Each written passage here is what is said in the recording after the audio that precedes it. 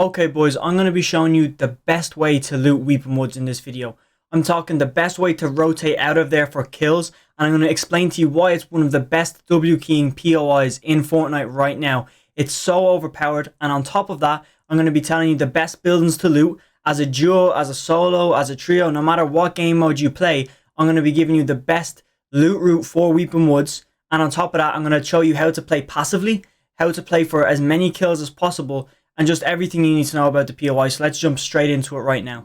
Okay, so let's start off by explaining the best way to actually loot this for the maximum amount of loot, materials, and just everything you need to not get scuffed off spawn.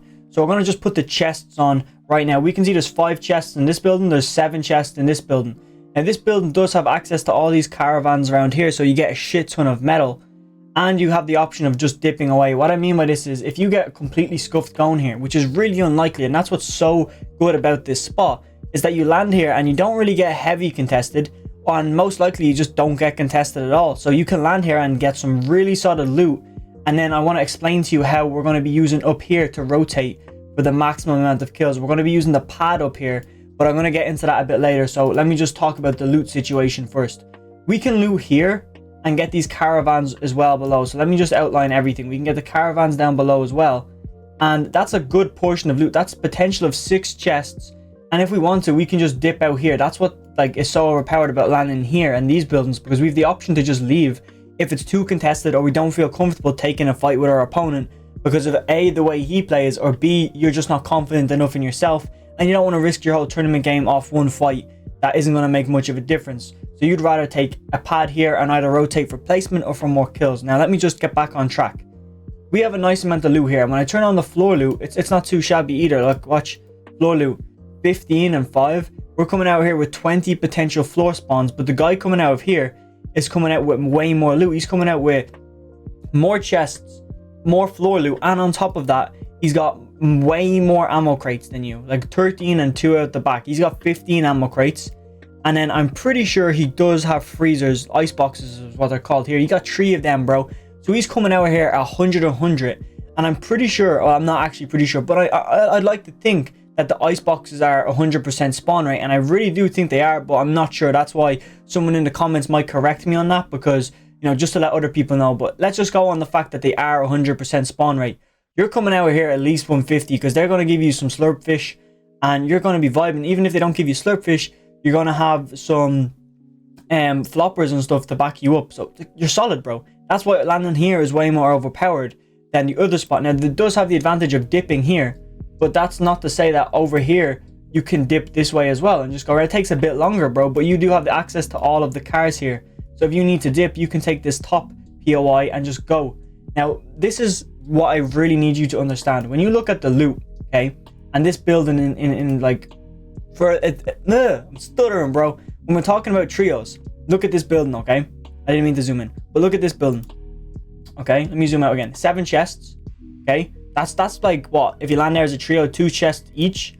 Floor loot, that's 30. Split that between 3 people, bro. I don't know, 10 floor loot each. Ammo boxes, 5 apiece. That's some solid loot you're going to be coming out with right there. And if the whole of the 3 people land here in a trio, okay? Imagine 3 people land in this building. There's well enough loot here.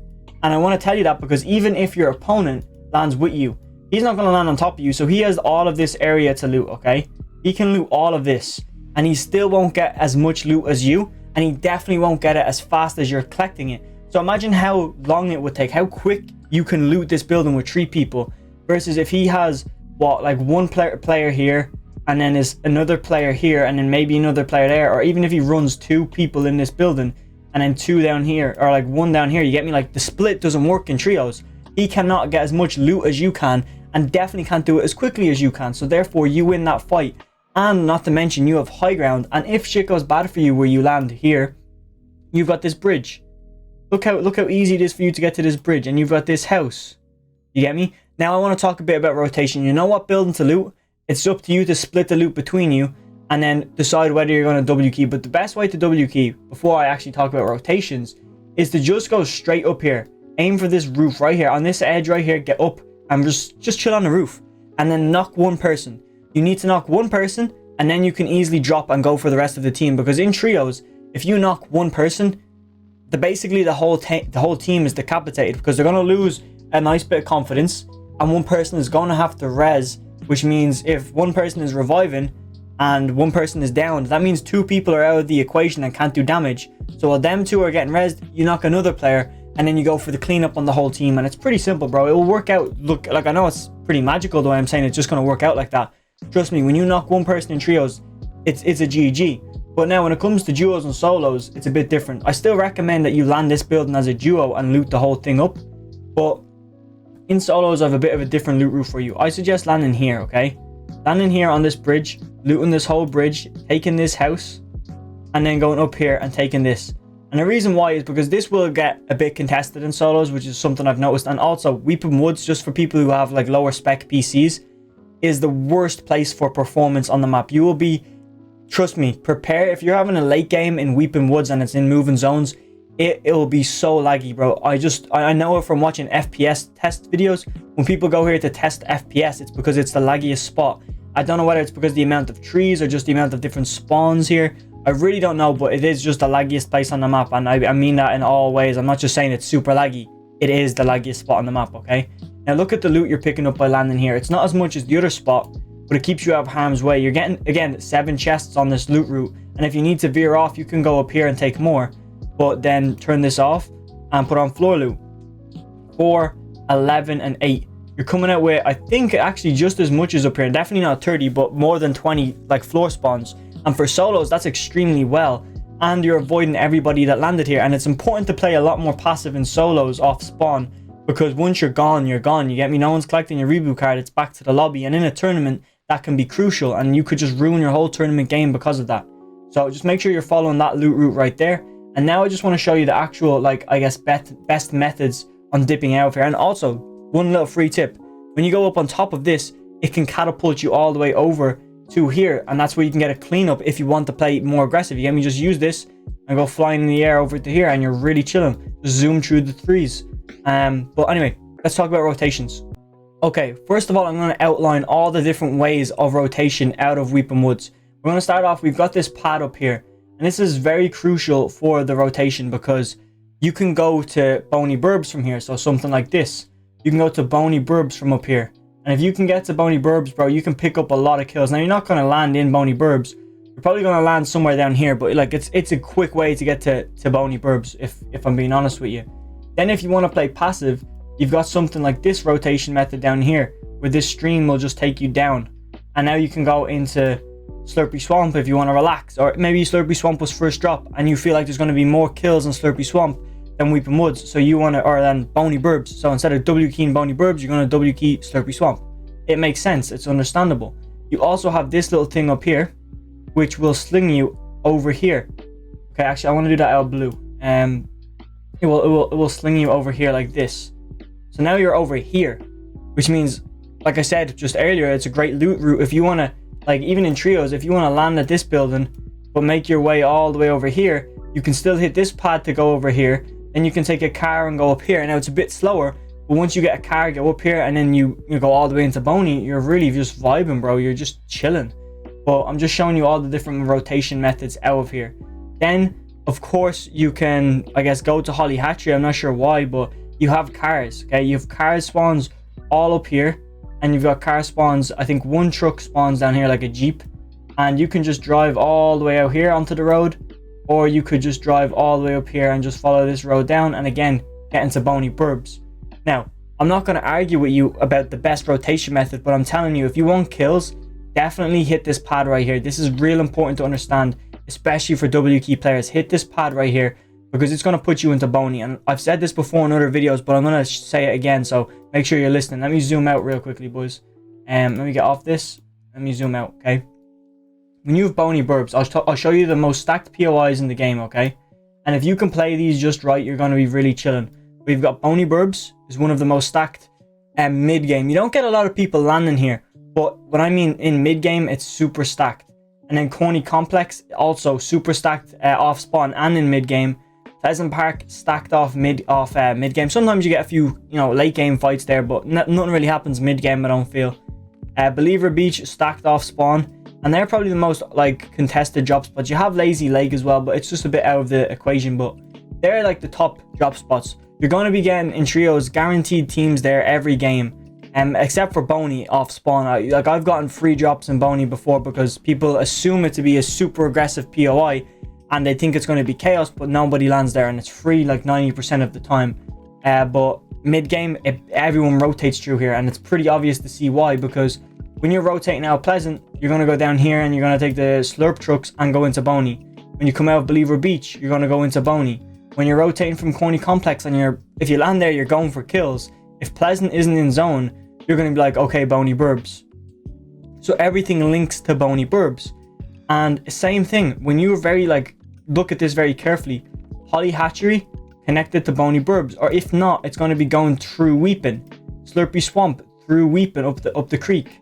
You get me? Misty Meadows, sometimes they'll pull over here and go through Weepin into Boney Burbs. So Weepin Woods, I don't like landing here for that one reason. Of all these different teams, and you've got the passive places as well where people will land in trios like here.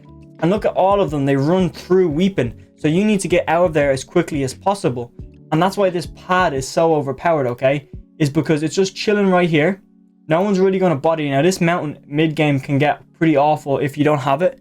Especially leading into endgame, I would always recommend boxing up near one of these pads. And they're all over the map. But if you know how to play them right, you can literally just take this and go into Boney and get yourself some of them kills. You get me? And you're avoiding all of these people that are going to be trailing in.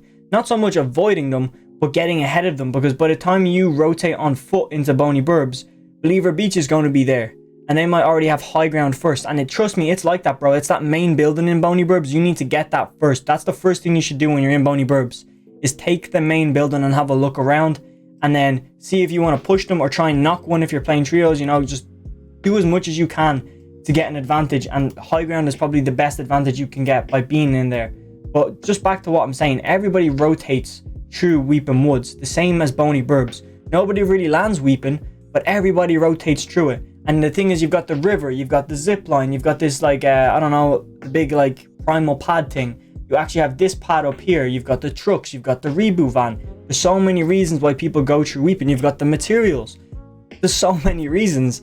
So you just need to literally get out of there as quick as you can and get into Boney, and then key Boney, okay? From Boney, go to one of these three places right here. Either here, or either here. These 3 spots right here are so overpowered for kills. And you can pull off 30 kill games just by doing this method. Like we did it before in Holly Hatchery. And we actually, rephrasing this, tomorrow I believe, or sometime earlier this week, I'm not even sure when I dropped it, but I dropped a video talking about how we got 36 kills from Pleasant Park. I'll put it on screen right now, or actually no, I'll put it in the end screen so you can go and watch it, along with a full POI breakdown playlist. So if you want to watch more POI breakdowns for a different POI, the exact same style of video as this, just for different POIs, that playlist will be at the end. But we landed Pleasant Park, we dropped 36 kills, we went into Boney Burbs, we took a few more kills, and then we went to Believer Beach, we took a few more kills, we went into Holly, took a few more kills, went into Weepin, took a few more kills, and we were able to do that in one game, okay? And we didn't get storm held, and we just played super aggressive, and nobody was bothering us, bro. We dominated the game, pulled 36 kills, and we worked as a team by rotating to the hotspots. You get me? Leave every other spot on the map, and if you're playing for aggressiveness and kills, you have to rotate through these POIs. Now, it's all about timing. I'd have to make a separate video on this, but it's all about timing. And with that said, if you haven't subscribed yet, I really do recommend that you hit that sub button. And also, we did drop merch, and it's the Beast Mode merch. We got Wolf, we got Beast Mode. It's on the merch store right now, and the link for that is in the description. So if you want to go and cop some of that, bro, I would really appreciate it. It would support me a lot. And on top of that, bro, you get a nice sick t-shirt out of it, bro, and they're really high quality. And I mean that. I'm not saying it to promote my own shit. I actually love wearing these t-shirts, bro. They're actually savage. We got jumpers, we got everything, man. With that said, thank you so much for your time. Hopefully this video helped you out. Let me know down below what kind of POI breakdown you want next. I know some people are asking for a Boney Burbs breakdown, and I will come with that, bro. It just takes a lot of time because, look, as you can see, it's one of the most contested spots mid-game. So I need to really knuckle down and understand what I'm talking about. So I'm working on it. Thank you for your time. I'm gone.